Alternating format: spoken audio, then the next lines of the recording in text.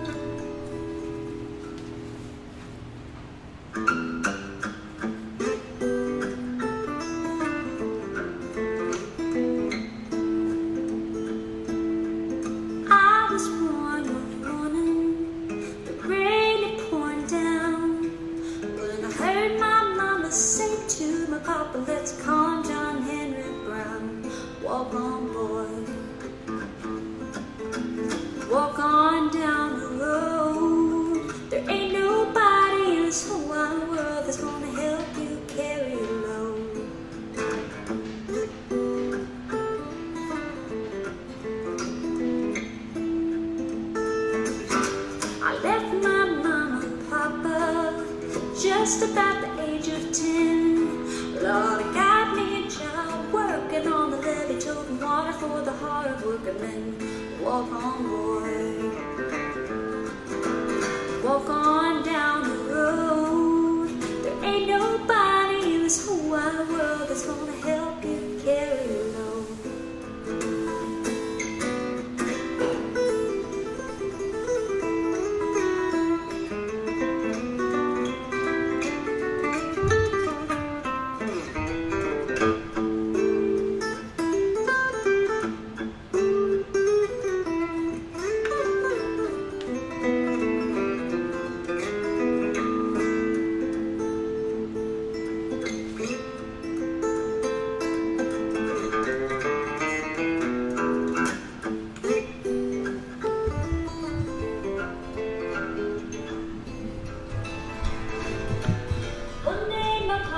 Told me some advice I'd like to give to you.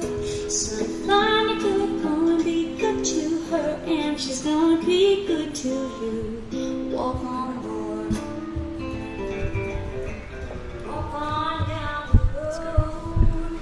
There ain't nobody in this whole wide world that's gonna help you carry your load. All right, we're cutting that a little short because I'll send the link out afterwards, though. We wanted to get going. We had a little technical difficulty. Hunter was in charge today, so it was. In fact, like you can't even see him, but he is over here. He is over here. Can you see him? You can't even see me? Well, you can see it. Yeah, you can't see. Yeah, because you were in charge of the tech today. I wasn't. So yeah, we're just gonna blame him. Anyway, how are you? So here's what I'm gonna do. Actually, I'm gonna see if we can stay. Don't get too close to my phone. 6 feet. Easy. All right, how are we looking? Jeremy, how are we looking? Can you see both of us? All right. Enough? Let's go. All right. So, I saw this. I haven't heard any village agents say this, but I talked to another agent at another company, and she said, man, I feel like I just want to quit some days. And I saw this quote, and it reminded me, it says, when you feel like stopping, think about why you started. So think about how you got into this business. I don't know why you became a developer, but something made you do it. I'm sure after a tornado or two, you probably thought maybe it was time to get out, but you got to keep moving. So don't forget to go back to the roots and the rudiments and remember why you got started. You have any gratitudes today? I'm guessing about one of them. You glad we're 1 week closer? I'm so glad we're 1 week closer. 1 week closer. 1 week closer. So we're going to talk a little bit about today, I think, about the kind of timeline and some reopening. So we're looking at that. We're looking at how we can get back up and running to full speed and what that looks like. So Hunter will tell you a little bit more about that. I'd say I'm grateful today for probably this weather. I mean, just getting outside and being able to exercise, go for a little walk in the morning. I'm trying to do that. It's nice. I don't run like Hunter, but I do walk.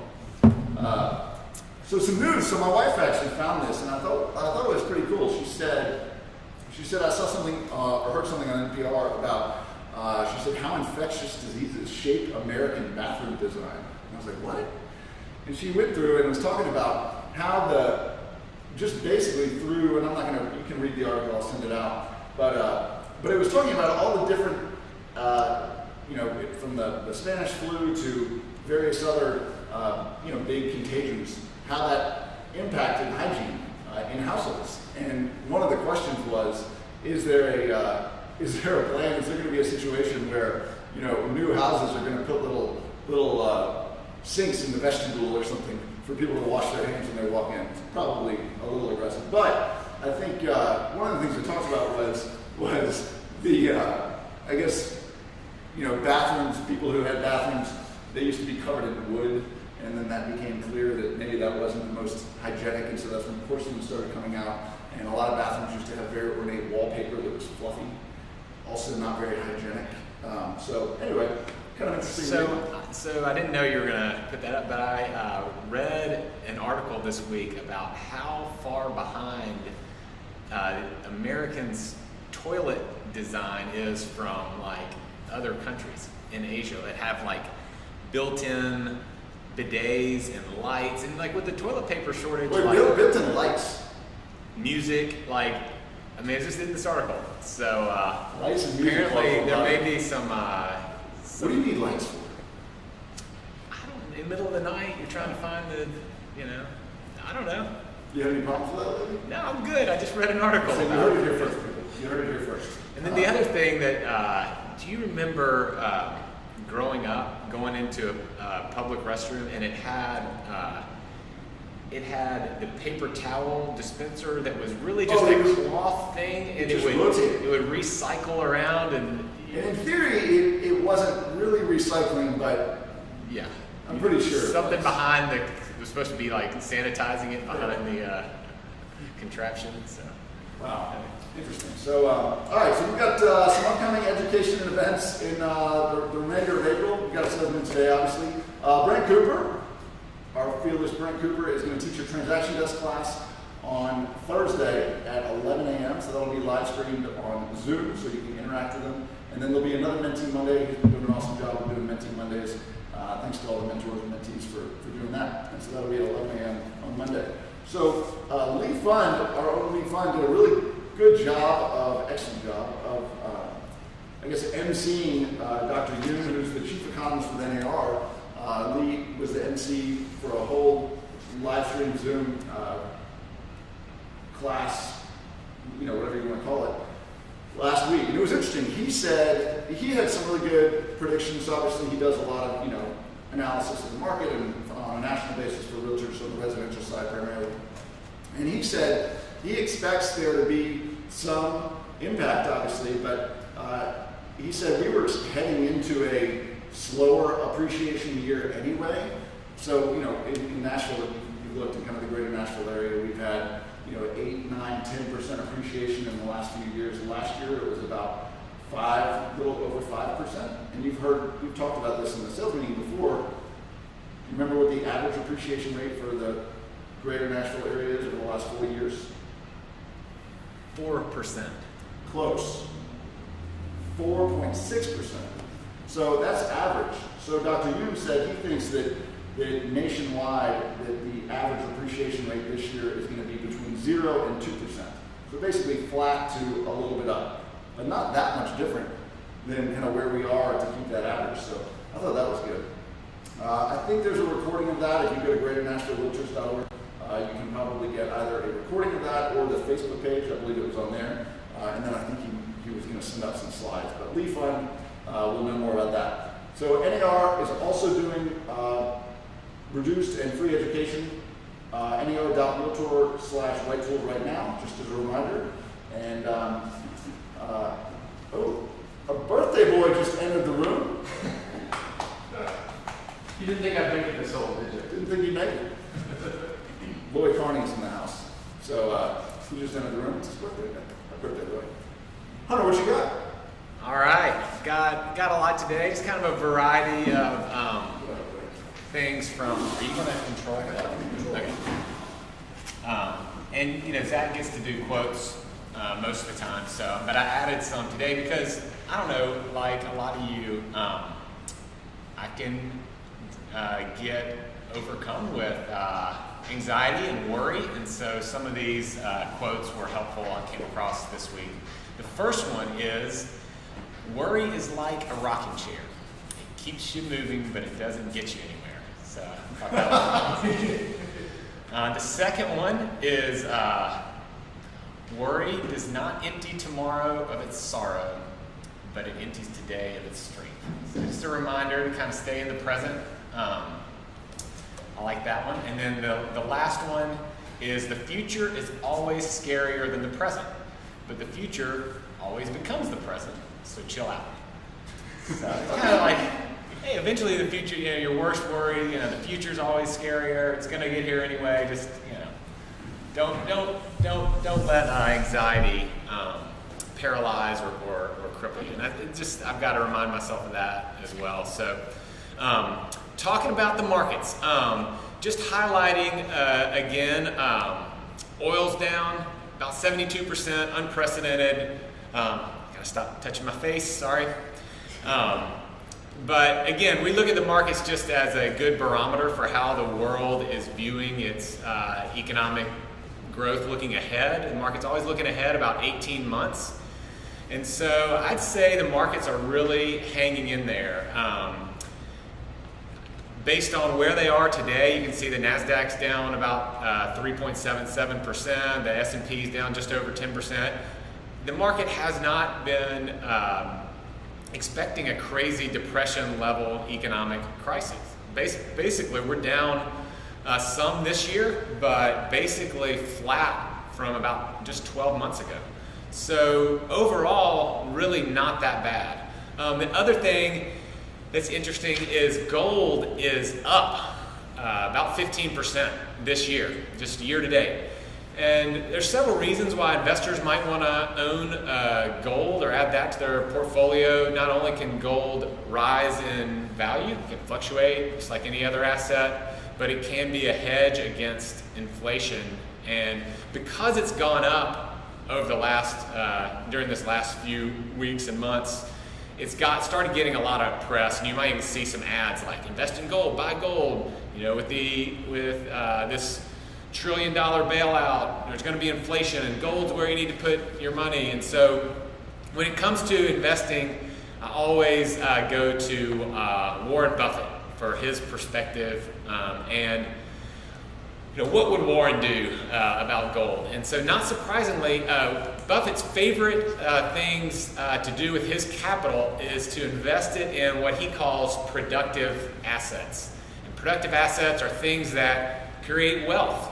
And he classifies gold as an unproductive asset. While it may hold wealth, it really doesn't create anything.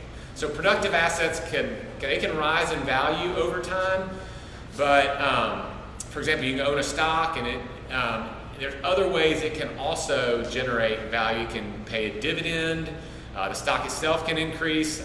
Real estate is another example of a productive asset.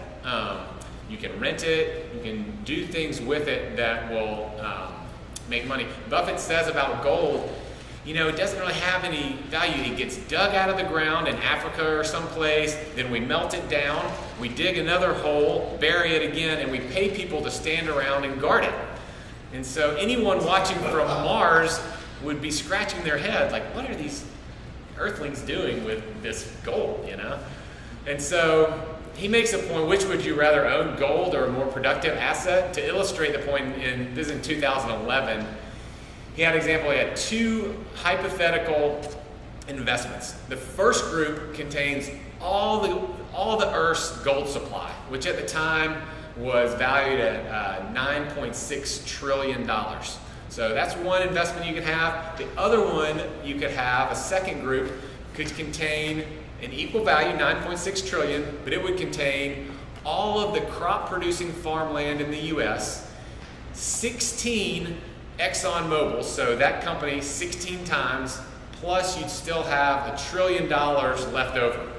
So on one hand, you can have gold that you can just sit around and look at. On the other hand, you can have all the farmland in the U.S. and 16 ExxonMobils and also $1 trillion. Here's the idea. The assets could increase in value over time. The farmland would generate about $200 billion in annual income. The 16 Exxon and Mobils would produce profits of about $40 billion per year for an annual production of about $840 billion per year that could then be invested in other productive assets. So, the moral of the story is, for Buffett anyway, and gold is not a great place to invest. I thought that was an interesting little side trip to take.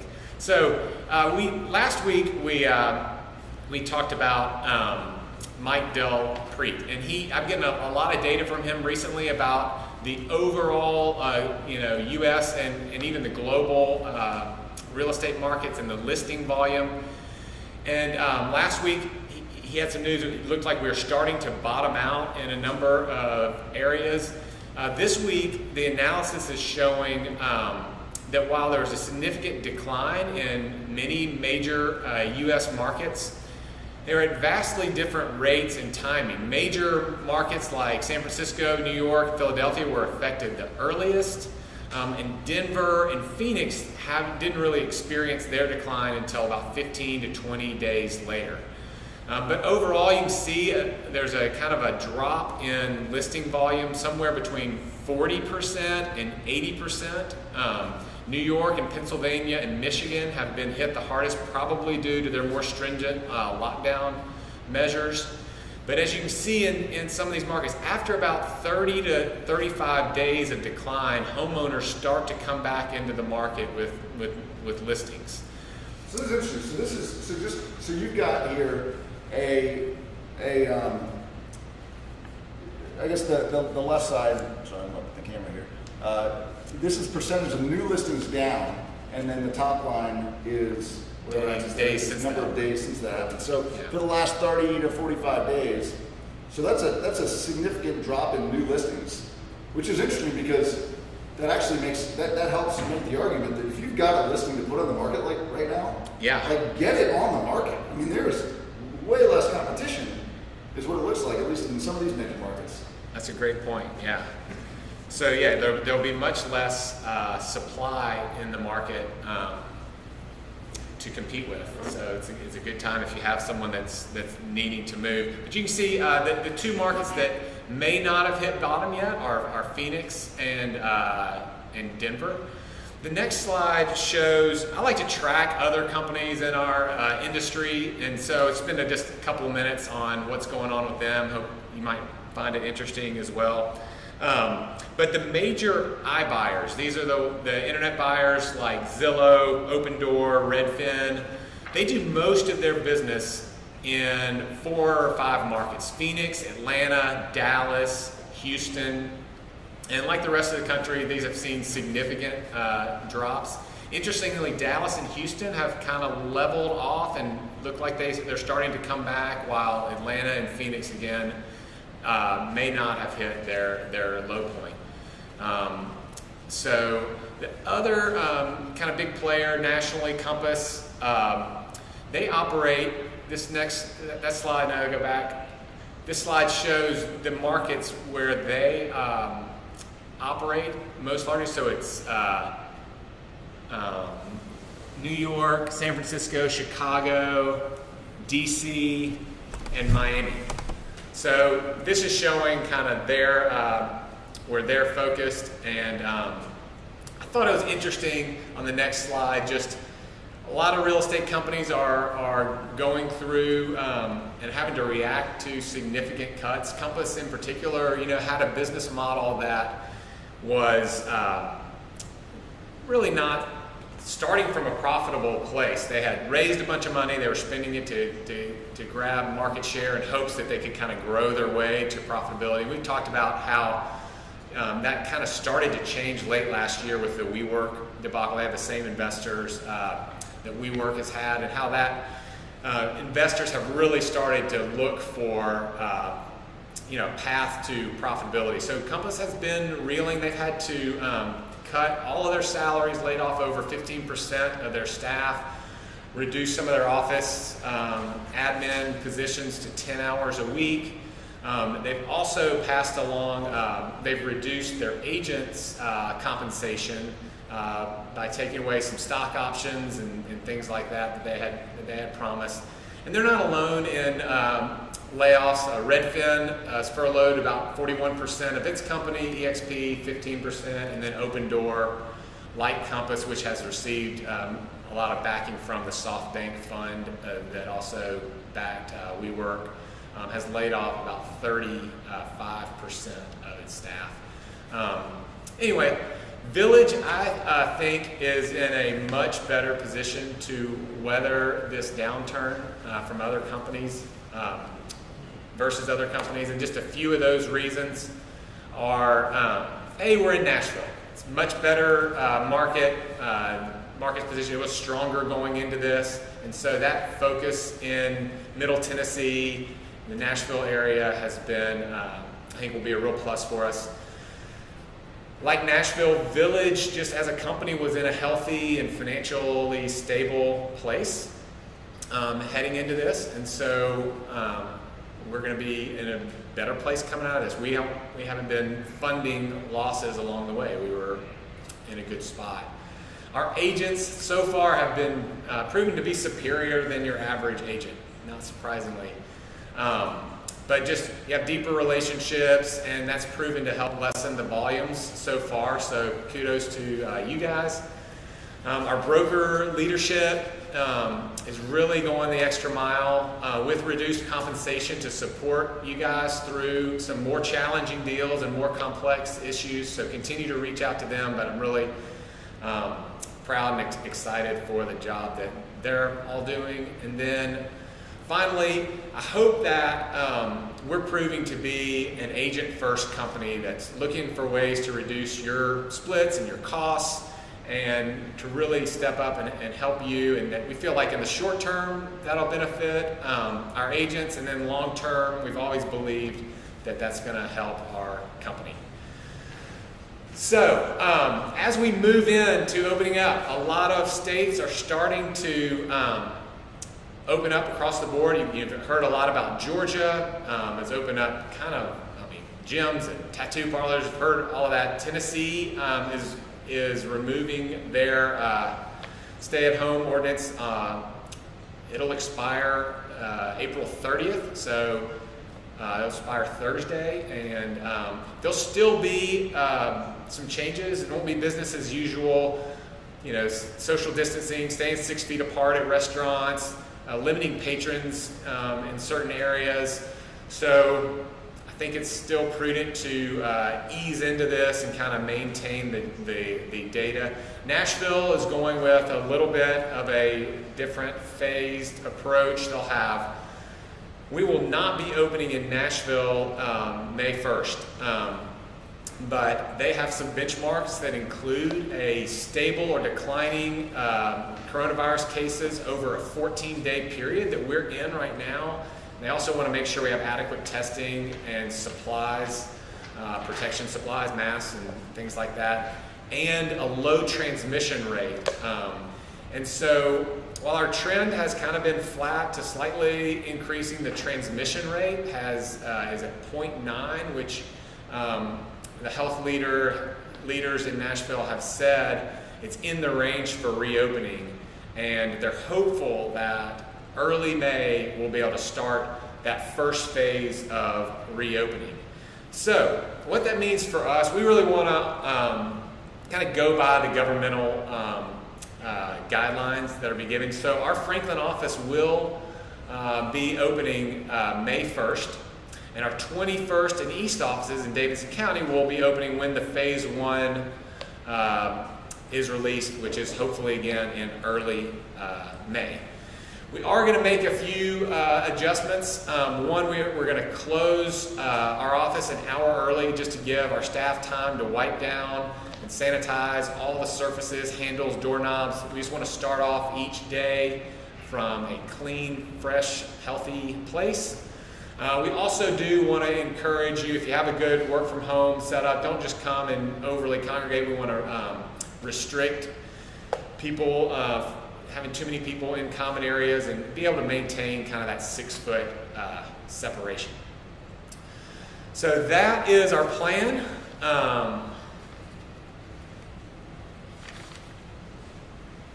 Zach, how's that sound? Sounds pretty darn good. I appreciate that, Hunter. All right, so I do, you were grateful for the brokers. I am as well. I also, I want to say, Teddy Pence has done a really good job of helping to coordinate a lot of the education and making sure that there's we'll switch here, and making sure that we've got a lot of good content for you, and also that you have access to it. So if you're not subscribed to the Village YouTube channel, we'll send out that link afterwards. Please do that. Basically, wherever you're watching this right now, if you click subscribe under it whenever you're done, it's probably wherever it is on the screen, I don't know, somewhere up there, then it will, you'll be able to do that and see whatever video content goes for classes and things that we're putting out. And also, if you're not subscribed to the Village shared calendar, please make sure you do that. You can talk to Jeremy Batson, he can help you with that, or just let your office manager know and they might be able to help you as well. But we'll make sure that just goes right to your phone, and it will it'll just add a calendar so you can always see what's coming up. So there is an inspection class and a radon inspection best practices and pitfalls class on Tuesday as well, and then there'll be a roundtable on inspection releases next Thursday. Roundtable around internet table, I suppose. So anyway, so how's the market? What are y'all seeing out there?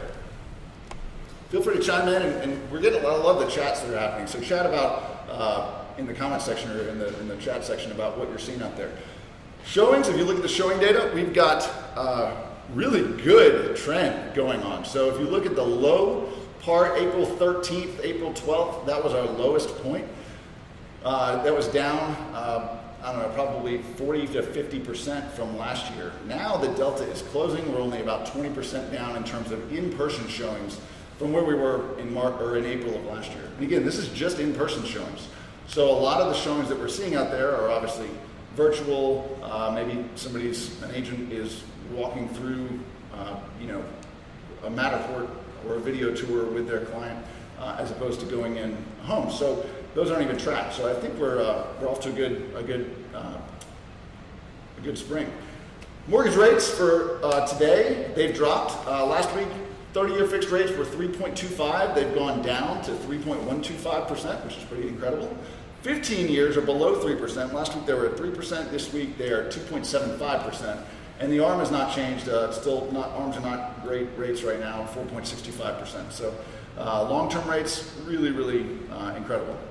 As far as some tools, so I don't know if you all have used this. I know most of you know that I geek out over data. So InfoSparks, if you go to RealTracs and you click on the Reports tab right at the top, and then under that, if you click on Market Stats, you're going to have access to this really cool tool that came out, I don't know, a few months ago, called InfoSparks.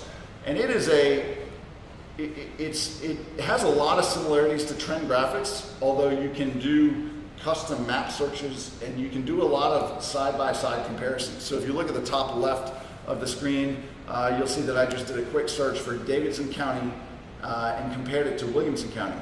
The bottom, you can look and see all sorts of different things. So I looked at pending home sales, and this is all just RealTracs data that gets pulled. Pending home sales for the last year on a monthly basis, Davidson County versus Williamson County. So Davidson County just has more transaction volume than Williamson County, so they're going to have more pendings total. But if you look at it year over year, it's up. I think it says Davidson County up about 7.5%, and Williamson County up 56%. So pretty wild there. So that's all data from RealTracs.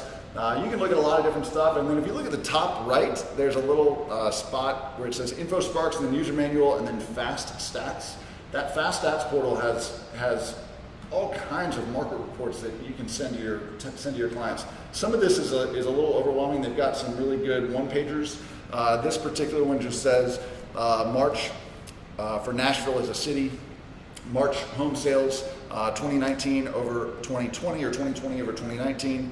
And then it looks at pending sales and all kinds of different things that you can get on that front. So if you're into stats, if you want to be able to have some content to share on social media, try this out because it's got some really cool stuff. There are also these market reports that you can download. And I'm just kind of quickly flipping through this. I'll email an example of these out after the meeting. But these are monthly indicators. This is for RealTracs as an entire RealTracs market. You can narrow that down to the Greater Nashville Realtors Market or the Williamson County Association Realtors Market, and you can kind of hone in. But it gives you all kinds of data, new listing trends, pending sales, median sales price. This is for single-family home. They do it for townhouses and condos. Then they break it down and really dive in and look at new listings over the last, 10, 12 years. So you can see, what that looks like. People say, hey, when's the best time to sell a house? Well, if you look at this, you can see that pretty much every single year, consistently, the fewest number of new listings come on the market in December, and the most number of new listings come on the market, they ramp up in the spring. Obviously, we're a little bit slower this year, which is, again, a good reason if you do have somebody who's able to show their house and willing to show their house, get it on the market. Pending sales, you can see all that stuff. So there's just a small taste. There's a whole lot more. So we talked about virtual tours. I wanted to make sure that everybody is aware of this tool. I think you are, but if not, please try it out. There's several companies in town that use it. The Matterport platform is a virtual tour platform that does some really awesome stuff. So you've got, you can flip around here, look around the house, look up, look down, walk through the house at your own pace. So it's not a video, there's no music. It really is like being there. You can even, if you've got those goggles, you can do it on your phone and that whole bit. And you've got this really cool dollhouse view that it shows as well. That's, if nothing else, that's good for marketing. These things cost about $300 to $450. HouseLens.com does them, so does Showcase, and then there's a few other photographers that have this equipment to do it. But it also measures all the rooms, so you can do a floor plan, you can do a 2D floor plan, you can look at 2D pictures by floor here.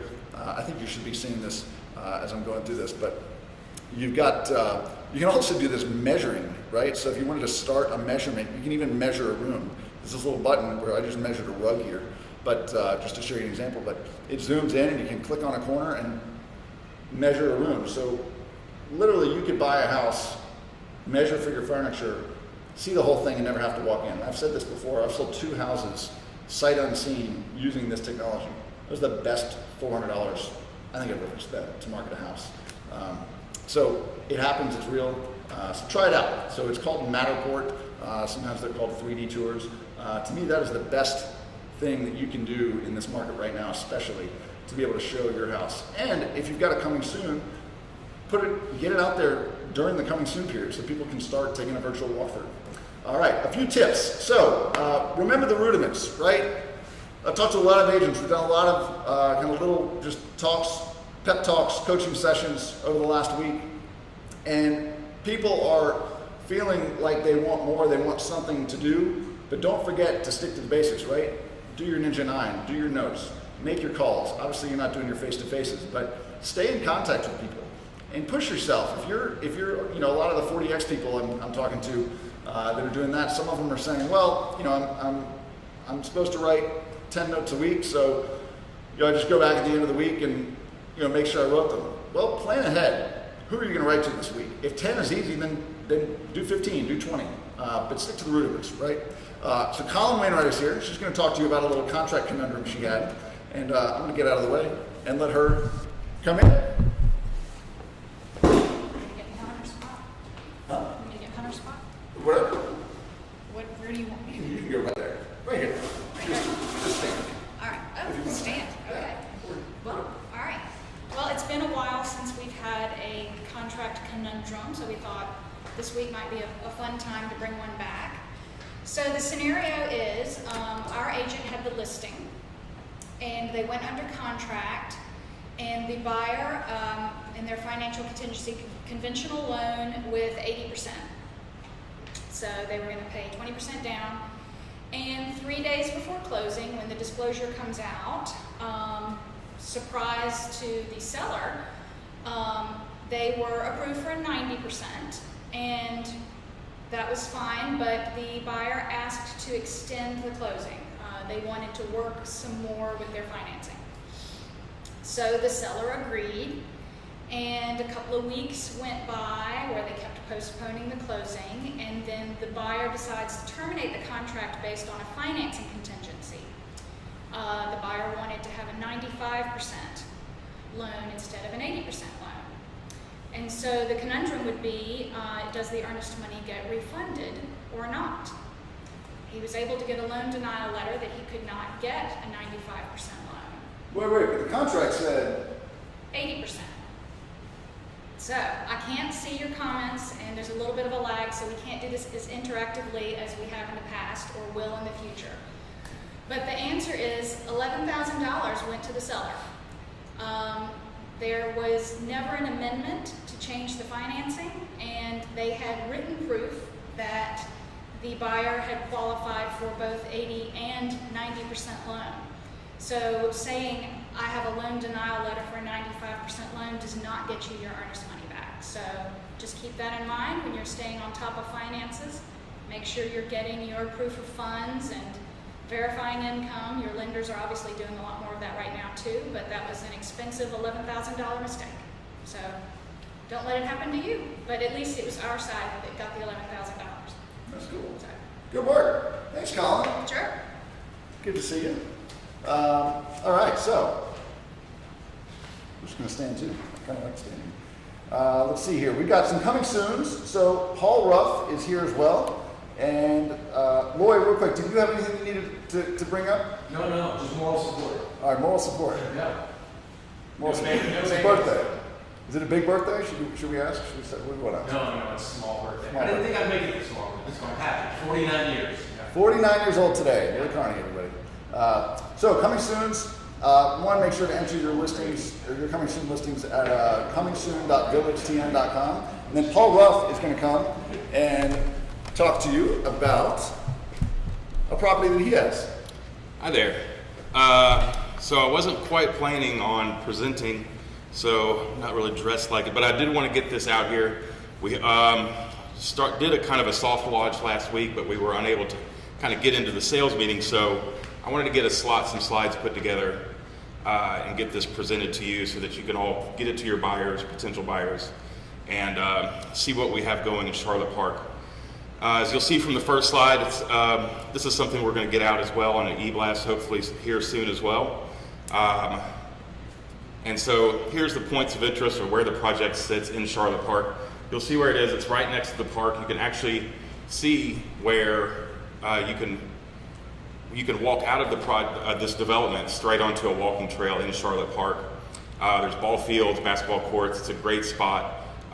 From being in the area quite a bit, there are always people out walking with their dogs, all that fun stuff. So very close to Rock Harbor Marina, where Blue Moon Waterfront Cafe is, Paddle Up Nashville. You can get onto the Cumberland from there. Also, you have several different arteries of way to get into the Nations, to get to like the Stockton 51 area, to all of that on 51st, and still be in Charlotte Park, where I feel like has more of a neighborhood feel. Lots of trees, lots of streets where it feels a little more like a neighborhood instead of the grid style that you see in the Nations, which is great for some. But we're also close to Nashville West. You can get over to Charlotte Pike, get into the Nashville West area, and you have several different exits to get on and off 40, also Briley. So it's a great location. If you're not familiar with the area, I've done quite a bit of business over there. I'm happy to answer any questions to kind of help that out with that. Here's the site plan. You'll see phase 1. We're starting at Knoll Avenue, which is a one-way street, and it connects with Deal Avenue right there next to the park. So we don't have any of the townhomes on the first phase, which will be obviously later on down the road, those will have 2-car garages, rooftop decks with downtown views. And then getting into a couple of the floor plans here, the Aurora, we have several different variations of this floor plan. This has the 1-car garage. We also have it without the 1-car garage. So it's a 4-bedroom, 3-bath. But that one, we have 3 of those. Those do not have garages, obviously. Those are our lowest price point floor plans as well. The Mila, we have 3 of those. Those are on Knoll Avenue. These are fantastic floor plans, and they face closer towards the park, and have great outdoor spaces, first floor and second floor. off the living room, a sliding glass door leading out to a covered balcony, which is super nice. And then Claudia is our largest floor plan, 2,600 plus square feet. We have quite a few of those, the 2-car garage, outdoor space. We really like these floor plans as well.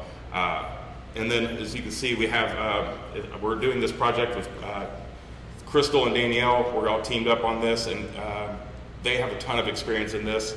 And if you want to reach out, there's our number, and we'll get back to you. I think that's it. All right. Good work, Paul. Appreciate it. Thank you.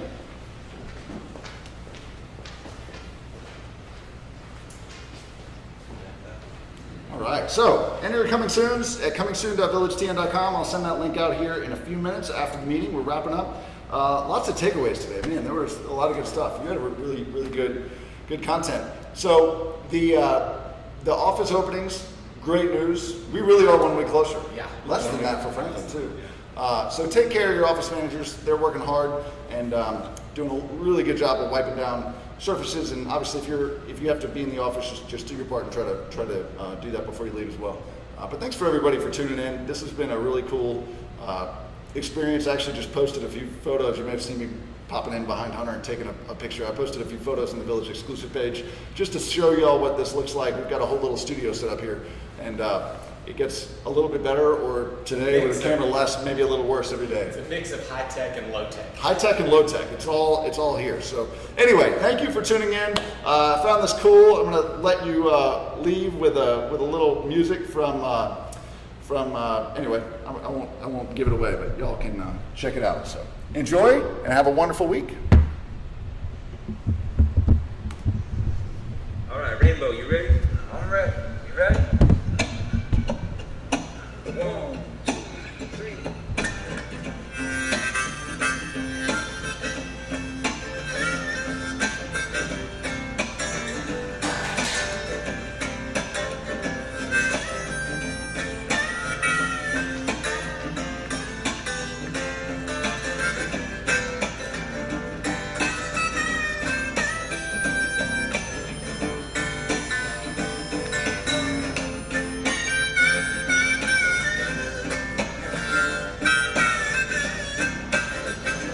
Well, I woke up this morning, a rainbow filled the sky.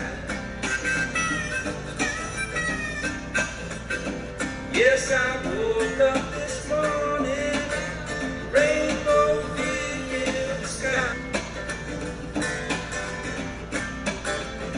That was God and me. Everything's gonna be alright. Well, so long, good friend. When will we meet again? Well, so long, good friend. When will we meet again? Well, I don't know.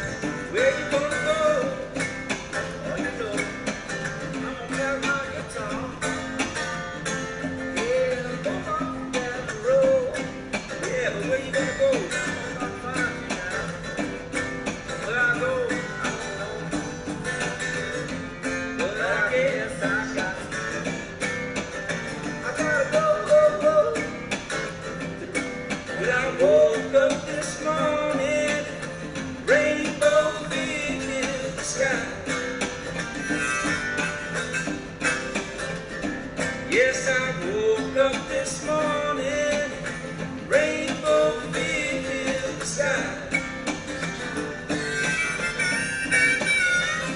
That was God telling me everything's gonna be alright, alright, alright.